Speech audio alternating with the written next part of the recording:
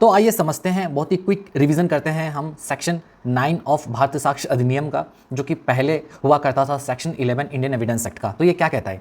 अगर आप bare act provisions को पढ़ेंगे तो आपको समझ में आएगा कि बेयर एक्ट में सेक्शन 9 बेसिकली क्या बोलता है। बेसिकली अगर आप देखेंगे सेक्शन 4 से लेकर 50 तक का जो लिस्ट दिया गया है वो सारी बातों के बारे में कहता है, जिन बातों को आप रेलिवेंट कह सकते हो, जिन बातों को आप रेलिवेंट बना सकते हो, जिनको रेलिवेंट माना जाता है। इंडियन एविडेंस एक्ट में अलग हुआ करता था, भारतीय साक्ष्य अधिनियम में ये तुम्हारा सेक्शन 4 से लेकर 50 तक का लिस्ट दिया गया है। ठीक है, तो यानी जो सेक्शन 9 भी है उसमें भी कुछ बातें ऐसी लिखी हुई हैं जिनको आप रेलिवेंट मान सकते हो, रेलिवेंट बता सकते हो कोर्ट में। यानी क्या, अगर रेलिवेंट, अगर एक बार वो बात अगर हो गया, वो फैक्ट अगर रेलिवेंट हो गया तो आप उसका सबूत कोर्ट में दे सकते हो। तो सेक्शन 9 जो है भारतीय साक्ष्य अधिनियम का, वो बेसिकली बात करता है facts not otherwise relevant becomes relevant. मतलब वो कौन से फैक्ट्स हैं जो कि वैसे तो रेलिवेंट नहीं है बट वो रेलिवेंट हो जाते हैं। तो कौन सा फैक्ट है भाई?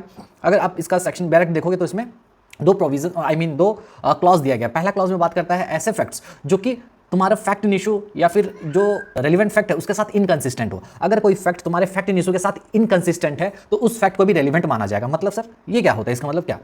मतलब अगर जिस चीज़ का कोर्ट में केस चल रहा है, जो मेन मुद्दा है, आप उस चीज़ को लेकर कोर्ट में अगर ऐसा फैक्ट सामने देते हो जो कि पूरा ऑपोजिट बात करता है, इम्पॉसिबल बात करता है, तो उसको भी रेलिवेंट माना जाता है यही सेक्शन में, सेक्शन 9 में।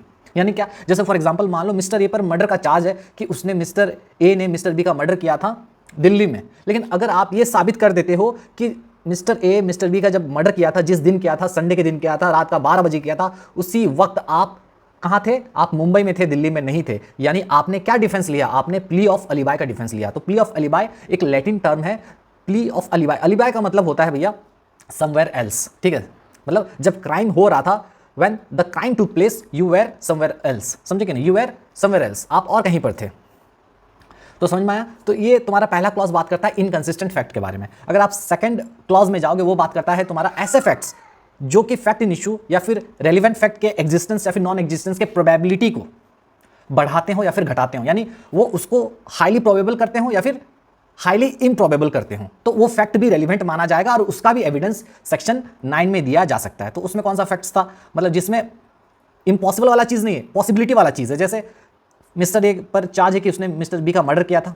ठीक है, मर्डर किया था, लेकिन वो ये कहता है कि मैं उस वक्त क्राइम सीन पे नहीं था। मतलब फॉर एग्जांपल दिल्ली में किया था मर्डर, लेकिन वो दिल्ली में नहीं था उस वक्त। कहाँ था? वहाँ से 1 घंटे दूर, फॉर एग्जांपल वो वहाँ से 50 किलोमीटर्स दूर कोई दूसरे जगह में था।